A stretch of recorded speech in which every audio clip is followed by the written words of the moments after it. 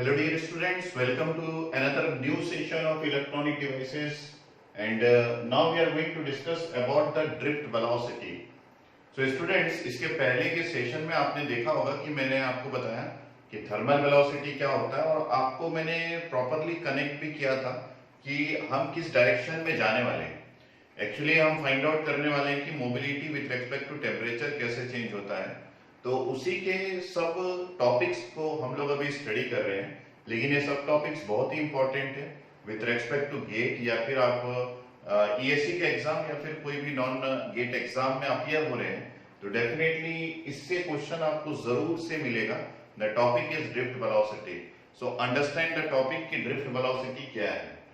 सो अगर हम लोग बात करें इसके पहले के टॉपिक का थोड़ा सा एनालिसिस करें, और इसके पहले हम लोगों ने देखा था कि थर्मल वेलोसिटी क्या होता है, थर्मल वेलोसिटी। और हम लोगों ने ये देखा था कि थर्मल वेलोसिटी मतलब टेम्परेचर की वजह से आपका जो चार्ज कैरियर्स है आइदर इलेक्ट्रॉन्स या फिर होल्स जो वेलोसिटी गेन करता है उसको हम थर्मल वेलोसिटी बोलते हैं। और इस थर्मल वेलोसिटी हमारे पास कभी भी एक प्रॉपरली सॉलिड स्ट्रक्चर में एग्जिस्ट करता है और इसमें हमारे पास इलेक्ट्रॉन्स होते हैं जो रैंडमली किसी भी डायरेक्शन में मूव करते हैं और इस रैंडम मूवमेंट की वजह से हमको यहाँ पे नेट करंट की वैल्यू जो है I इज इक्वल टू 0 मिलता है। तो ये सारे पार्ट्स जो है हम लोगों ने अपने प्रीवियस सेक्शन में देखे थे। अब हमारे पास है नया जिसको हम ड्रिफ्ट वेलोसिटी बोल रहे हैं। अब ड्रिफ्ट वेलोसिटी में क्या चेंजेस आएंगे, अगर हम लोग इसी कंटेस्ट में लिखे यहाँ पे ड्रिफ्ट वेलोसिटी, तो ड्रिफ्ट वेलोसिटी यहाँ पे टेम्परेचर की वजह से नहीं, हम बात करेंगे यहाँ पे इलेक्ट्रिक फील्ड की वजह से, कि इलेक्ट्रिक फील्ड की वजह से आपका मोबाइल चार्ज कैरियर जो कि आइदर इलेक्ट्रॉन्स एंड होल्स जो भी कुछ भी है वो किस तरीके से किसी भी सेमीकंडक्टर के अंदर या फिर सॉलिड स्ट्रक्चर के अंदर किस तरीके से हमको करंट जनरेट करके देता है, ये हमारा क्वेश्चन है और इसी को हम लोग ड्रिफ्ट वेलोसिटी बोलेंगे। तो हमको ये फाइंड आउट करना है कि जो इलेक्ट्रॉन्स रैंडमली किसी भी डायरेक्शन में मूव कर रहे थे उस इलेक्ट्रॉन्स पे इलेक्ट्रिक फील्ड लगाने से उस इलेक्ट्रॉन्स के मूवमेंट पे या फिर उस इलेक्ट्रॉन्स के डायरेक्शन पे इलेक्ट्रिक फील्ड लगाने से क्या कोई चेंजेस आ रहा है, ये हमारा प्राइमरी चीज है जिसको हम यहाँ पे फाइंड आउट करना चाहते हैं। तो यहाँ पे हम लोग कंसीडर कर लेते हैं थोड़ा सा डायग्रामेटिकली, थोड़ा अंडरस्टैंडिंग यहाँ पे जरूरी है। तो यहाँ पे देखिए मैं एक डायग्राम बनाया एक सॉलिड स्ट्रक्चर का और मुझे पता है कि यहाँ पे काफी सारे एटम्स इनिशियली एग्जिस्ट करते हैं, लेकिन अगर टेम्परेचर जो है वो 300 केल्विन हो जाता है तो ये एटम जो है वो आयोनाइज हो जाते हैं और आयोनाइज होने के बाद ये एटम्स जो है वो पॉजिटिवली चार्ज आयोन्स बन जाते हैं और इलेक्ट्रॉन्स जो है वो रैंडमली किसी भी डायरेक्शन में इसी टेम्परेचर की वजह से मूव करने लगता है। तो हमारे पास आयोन्स भी होते हैं और इलेक्ट्रॉन्स भी होते हैं जो कि रैंडमली इस पर्टिकुलर सेमीकंडक्टर या सॉलिड स्ट्रक्चर के अंदर मूव कर रहा है। तो ये हो गया हमारा इलेक्ट्रॉन जो कि मूव कर रहा है, ये हो गया हमारा इलेक्ट्रॉन्स और ये हो गया हमारे पास आयोन्स जो कि स्टेशनरी है जो कि मूव नहीं कर रहा है, आयोन्स जो कि मूव नहीं कर रहा है। अब मैं इस पर्टिकुलर डिवाइस में कोई एक्सटर्नल इलेक्ट्रिक फील्ड लगाता हूँ। आप समझते होंगे आप इलेक्ट्रिक फील्ड कैसे लगाते हैं। इलेक्ट्रिक फील्ड लगाने के लिए आपको एक बैटरी या फिर एक एक्सटर्नल पोटेंशियल यहाँ पे कनेक्ट करना पड़ेगा। जब आप एक्सटर्नल पोटेंशियल कनेक्ट करते हैं तो डेफिनेटली एक एज जो है वो पॉजिटिव हो जाता है, दूसरा एज आपका नेगेटिव हो जाता है, जिसकी वजह से ये जो इलेक्ट्रॉन है ये इलेक्ट्रॉन एक रिपल्शन या फिर अट्रैक्शन फोर्स एक्सपीरियंस करता है और वो रिपल्शन और अट्रैक्शन फोर्स की वजह से ये जो इलेक्ट्रॉन इनिशियली 300 केल्विन में जिस भी डायरेक्शन में मूव कर रहा था उस डायरेक्शन से वो एक डिफरेंट पुल या फिर पुश मूवमेंट फील करने की वजह से वो अपना डायरेक्शन जो है वो थोड़ा सा चेंज करता है। सपोज एक्सटर्नली हम लोग ये बनाते हैं कि सपोज एक इलेक्ट्रॉन जो था वो इस डायरेक्शन में मूव कर रहा था और मैंने उस पर लगा दिया एक वोल्टेज। इस वोल्टेज की वजह से ध्यान से समझिएगा, इस वोल्टेज की वजह से एक इलेक्ट्रिक फील्ड इसमें आया और वो इलेक्ट्रिक फील्ड का डायरेक्शन ऐसा है। हमको ये पता है कि कोई भी मोबाइल चार्ज कैरियर सपोज वो इलेक्ट्रॉन्स है तो डेफिनेटली वो इस इलेक्ट्रिक फील्ड की वजह से उसमें एक फोर्स एक्सर्ट होगा और उस फोर्स की वजह से वो जो इलेक्ट्रॉन है वो इलेक्ट्रॉन इस फोर्स की वजह से इलेक्ट्रिक फील्ड के ऑपोजिट डायरेक्शन में मूव करेगा। फॉर एग्जांपल हमारा इलेक्ट्रिक फील्ड अगर लेफ्ट टू राइट है तो डेफिनेटली इस फोर्स की वजह से इलेक्ट्रॉन से एक फोर्स एक्सपीरियंस करेगा इस इलेक्ट्रिक फील्ड की वजह से, जो कि उसी इलेक्ट्रॉन को एक डिफरेंट डायरेक्शन में मूव करेगा। फॉर एग्जांपल मैंने यहाँ पे इलेक्ट्रिक फील्ड, ये मेरा इलेक्ट्रॉन है, मैंने यहाँ पे इलेक्ट्रिक फील्ड लगाई, ये पॉजिटिव नेगेटिव, और डायरेक्शन ऑफ इलेक्ट्रिक फील्ड ये मैंने बना दिया, ये डायरेक्शन ऑफ इलेक्ट्रिक फील्ड है। तो इस पे फोर्स किस डायरेक्शन में लगेगा, ये फोर्स इस पे इस डायरेक्शन में लगेगा, तो force is equal to -q into electric field, ये हमारा हो गया। अब आप देखिए कि ये जो इलेक्ट्रॉन इस डायरेक्शन में मूव कर रहा था, इस इलेक्ट्रॉन्स पे एक फोर्स एक्सर्ट होने की वजह से ये इलेक्ट्रॉन्स इस डायरेक्शन में पुल हो जाएगा। सो ये इलेक्ट्रॉन इस जगह लैंड करने की बजाय ये इलेक्ट्रॉन्स इस फोर्स की वजह से जिस डायरेक्शन में भी ये जा रहा था वो एक फोर्स एक्सपीरियंस करेगा इस डायरेक्शन में, और जैसे जैसे वो फोर्स एक्सपीरियंस करेगा उसका मूवमेंट का डायरेक्शन जो है वो थोड़ा सा लेफ्ट साइड की ओर हो जाएगा। और ऐसा अगर होता है तो डेफिनेटली आप ये देख सकते हैं कि इलेक्ट्रॉन इस जगह लैंड करने की बजाय इलेक्ट्रॉन इस जगह लैंड किया। तो डेफिनेटली ये जो है, ये जो डिफरेंस इन लैंडिंग का पोजीशन है, यही आपका ड्रिफ्ट कहलाता है। तो मैंने आपको पहले भी बताया था, ड्रिफ्ट का मतलब होता है, ड्रिफ्टिंग का मतलब होता है ये if a mobile charge carrier is experiencing a force due to which it is attracting or repelling in any direction, then this is not known as drifting. So यही बात ये मैं यहाँ पे बोलना चाह रहा हूँ कि ड्रिफ्टिंग क्या है। Drifting is nothing but the movement of a charged particle due to some attraction or repulsion force. So movement of a charged particle due to attraction or repulsion force. तो यहाँ पे हमको दिख रहा है कि ये ड्रिफ्ट है।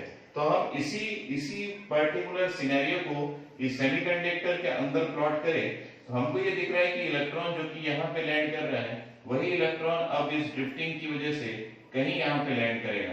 तो ये जो है ये ड्रिफ्टिंग का डायरेक्शन है।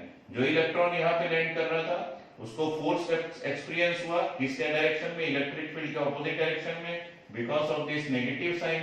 तो ये instead of landing at this position ये कहाँ लैंड करेगा, ये कहीं यहाँ पे लैंड करेगा।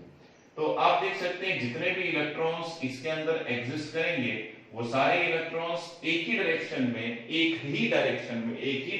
में एक फोर्स एक्सपीरियंस करेंगे, जिसकी वजह से सारे इलेक्ट्रॉन्स का मूवमेंट एक सिंगल डायरेक्शन में हो जाएगा।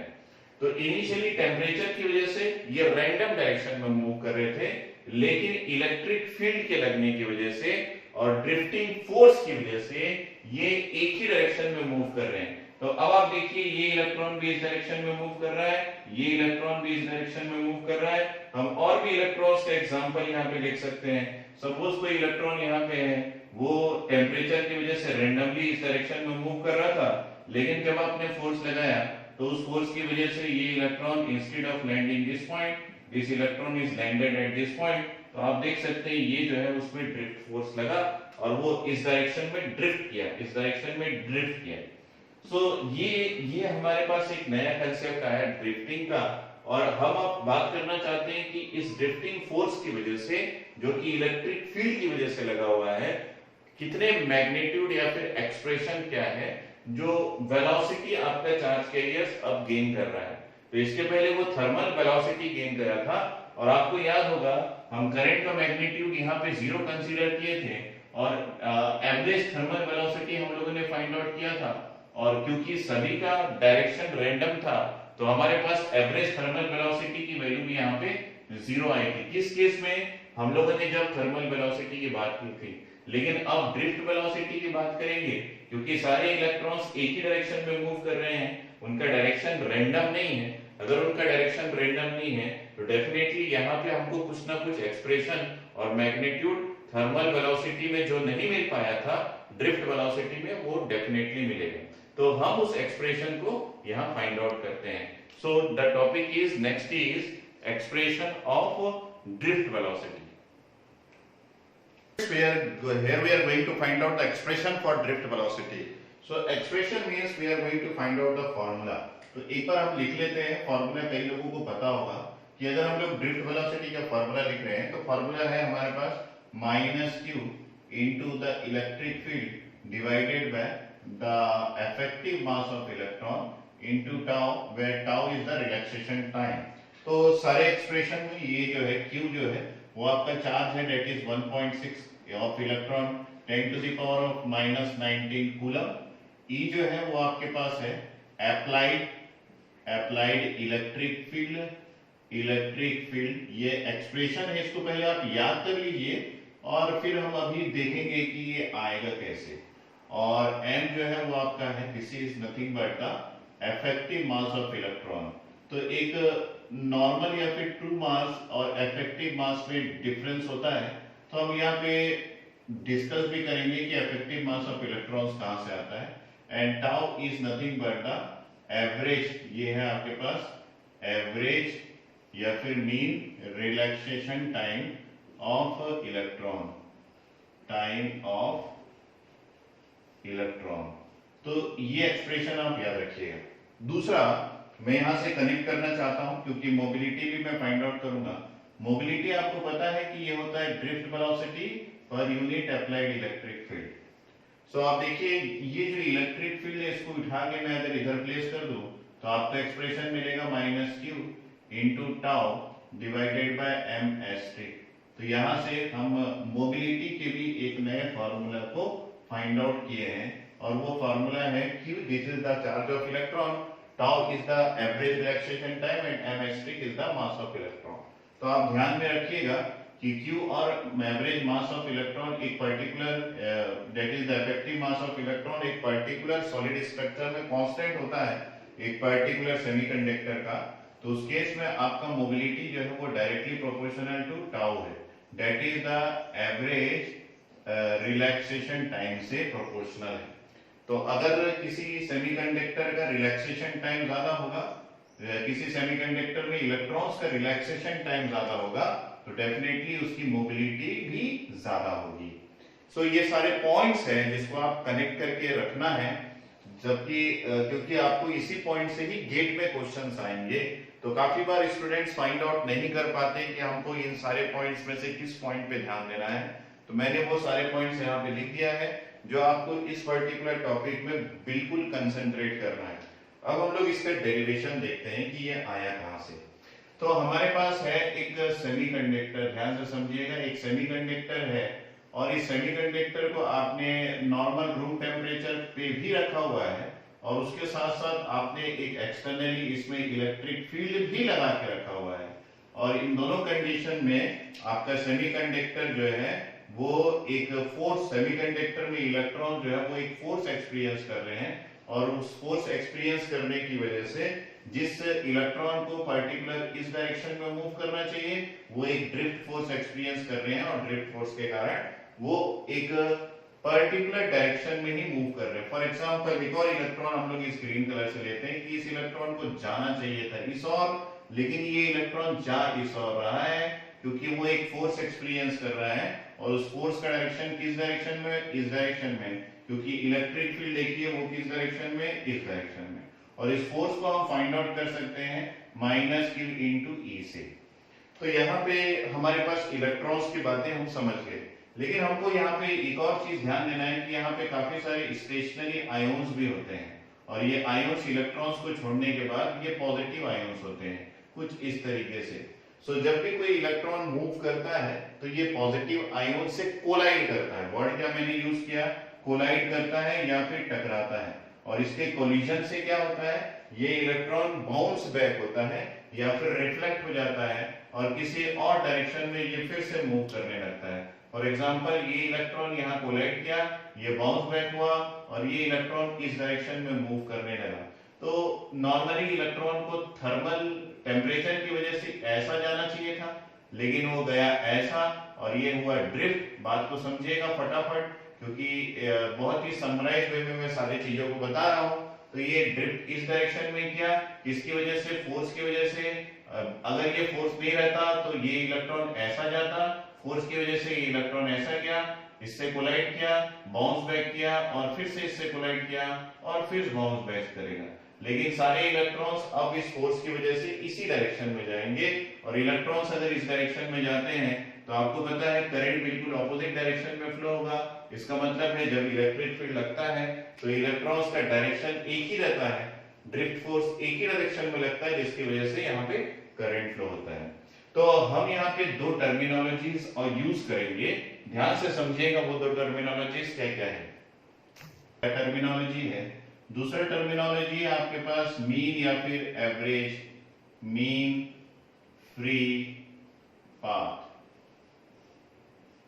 तो यहां पे इस डायग्राम को थोड़ा सा एलेबोरेट करके बनाता हूं। आपके पास मान लीजिए ये एक आयन है, पॉजिटिव आयन, और यहाँ एक इलेक्ट्रॉन एक पॉजिटिव आयन से टकरा के आया और फिर से यहाँ पे एक और पॉजिटिव आयन से टकराया। लेकिन जब ये इलेक्ट्रॉन इन दोनों आयोन्स के बीच में मूव कर रहा था तब ये किसी से भी नहीं टकराया, कोई भी ऑब्स्टिकल इसके बीच में नहीं आया, तो ये फ्रीली मूव कर सकता है। इसका मतलब है इसके लिए, इस इलेक्ट्रॉन के लिए ये जो पाथ है यहां से यहां तक का, ये पाथ जो है ये कहलाता है फ्री पाथ, ये कहलाता है फ्री पाथ।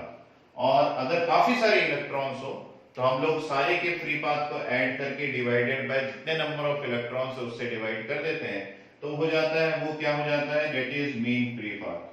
तो एक आइसोलेटेड इलेक्ट्रॉन के लिए हम लोग फ्री पाथ टर्मिनोलॉजी यूज करते हैं। और अगर एटम एक सॉलिड स्ट्रक्चर के अंदर काफी सारे इलेक्ट्रॉन्स है तो उस केस में हम यूज करते हैं मीन फ्री पाथ।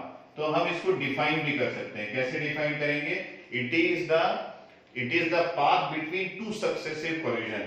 सो मैं यहाँ पे शॉर्ट फॉर्म में लिखता हूं, it is the path or the distance or the length between यहाँ पे हम लिखेंगे टू सक्सेसिव कोलिजन। तो दो सक्सेसिव कोलिजन के बीच का जो पाथ है ये पाथ कहलाता है मीन फ्री पाथ या फिर फ्री पाथ। और इस मीन फ्री पाथ को ट्रेवल करने के लिए आपका इलेक्ट्रॉन कुछ ना कुछ टाइम इलैप्स किया होगा, टाइम लिया हो यहां से यहां तक ट्रेवल करने के लिए। आपका इलेक्ट्रॉन जो टाइम लिया है उस टाइम को हम क्या बोलते हैं, this time is known as the relaxation time. So it is, what is relaxation time then, the time taken by the electrons to travel the free path, the time taken by the electrons to travel the free path is known as relaxation time. So ये हो गया आपके पास relaxation time. So relaxation time मतलब इस free path में travel करने के लिए आपका इलेक्ट्रॉन जितना टाइम लेता है, और काफी सारे इलेक्ट्रॉन्स है तो हम लोग उसका मीन निकाल लेते हैं। और मीन कैसा, मीन का मतलब है कि सारे का रिलैक्सेशन टाइम को ऐड करके डिवाइडेड बाय जितने नंबर ऑफ इलेक्ट्रॉन्स है उसको हम उससे डिवाइड कर देते हैं, तो ये मीन या फिर इसी को हम बोलते हैं एवरेज भी निकल जाता है। तो यहाँ पे हमको आइडिया हो गया कि रिलैक्सेशन टाइम या फिर मीन फ्री पाथ क्या होता है।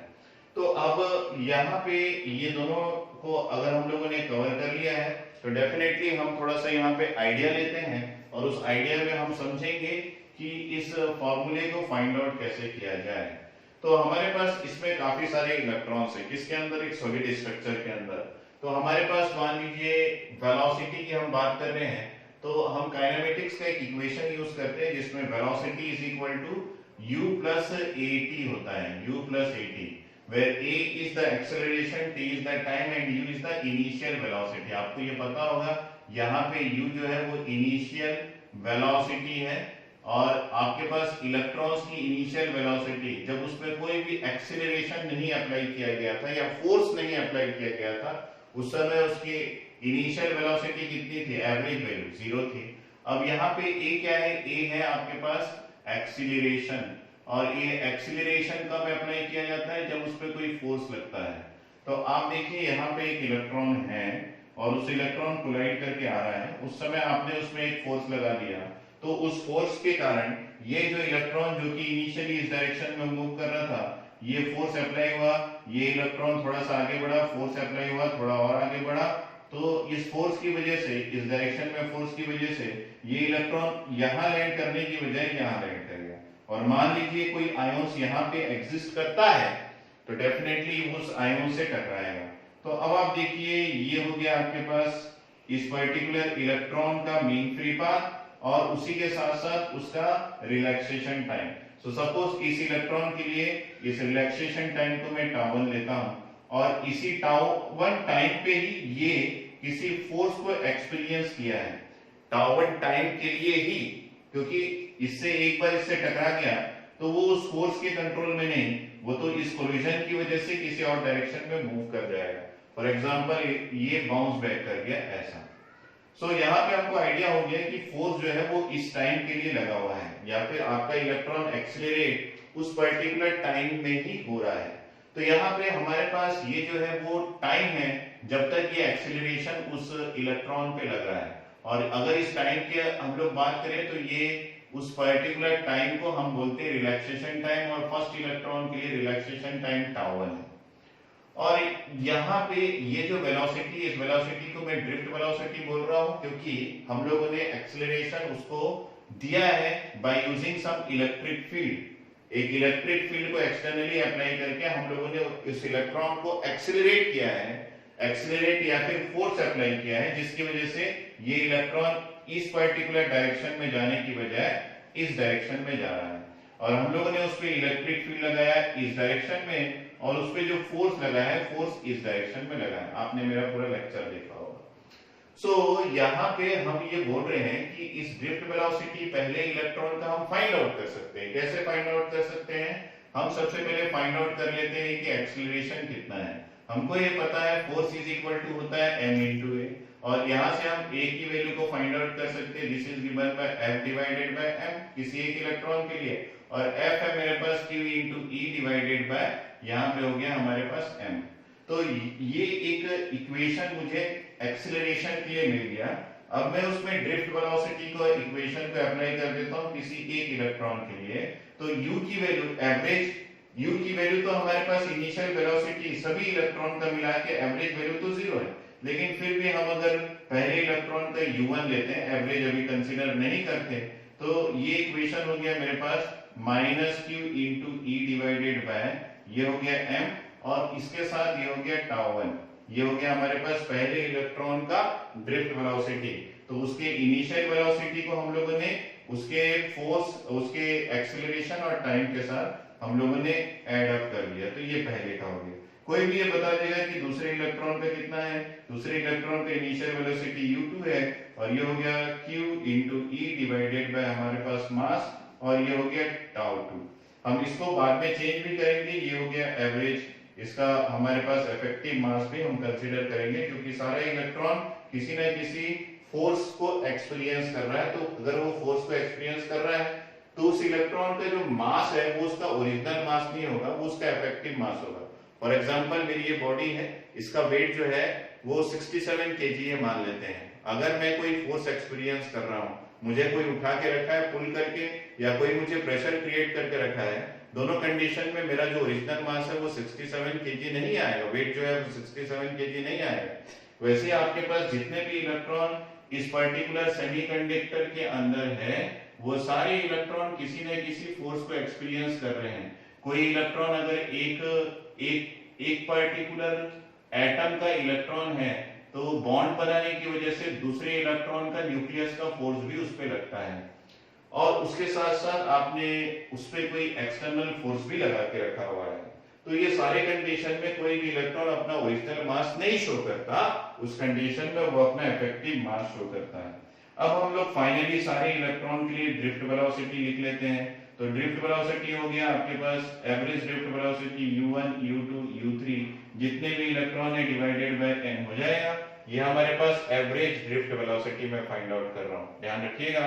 और यहाँ पे मैं लिख देता हूँ माइनस q जो कि कांस्टेंट है, इलेक्ट्रिक फील्ड कांस्टेंट है, divided by m asterisk effective mass constant है, और सारे इलेक्ट्रॉन का रिलैक्सेशन टाइम जो अलग अलग इलेक्ट्रॉन का अलग अलग होगा डैश डैश डैश, हम यहाँ पे लिख देते हैं τn डिवाइडेड बाय, ये हो गया n।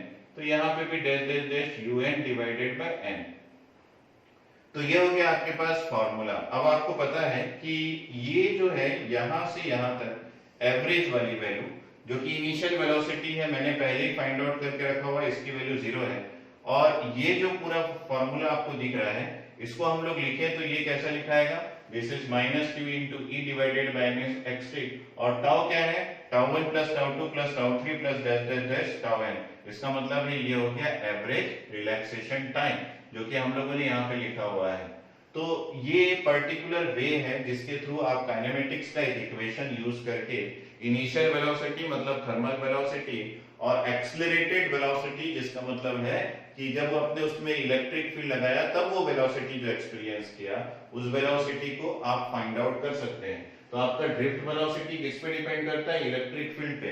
अगर इलेक्ट्रिक फील्ड की वैल्यू जीरो हो जाएगी तो आपका ड्रिफ्ट वेलोसिटी भी जीरो हो जाएगा। इसका मतलब है ड्रिफ्ट वेलोसिटी तभी एग्जिस्ट करता है जब इलेक्ट्रिक फील्ड लगाया जाता है।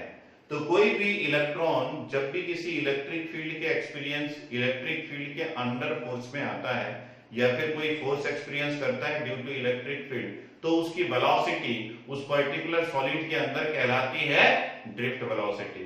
तो ये बहुत अच्छा आइडिया मैंने आपको दिया, उसके साथ साथ काफी सारी थ्योरीज मैंने आपको बताया, तो आप इसको प्रॉपरली यूज करेंगे फॉर सॉल्विंग क्वेश्चंस, जो कि थियोरेटिकल, कंसेप्चुअल और न्यूमेरिकल क्वेश्चंस भी आपको देखने को मिलेगा गेट के एग्जाम में, और काफी सारे नॉन गेट एग्जाम में भी आपको इस पर्टिकुलर टॉपिक से क्वेश्चंस को देखने को मिलेगा।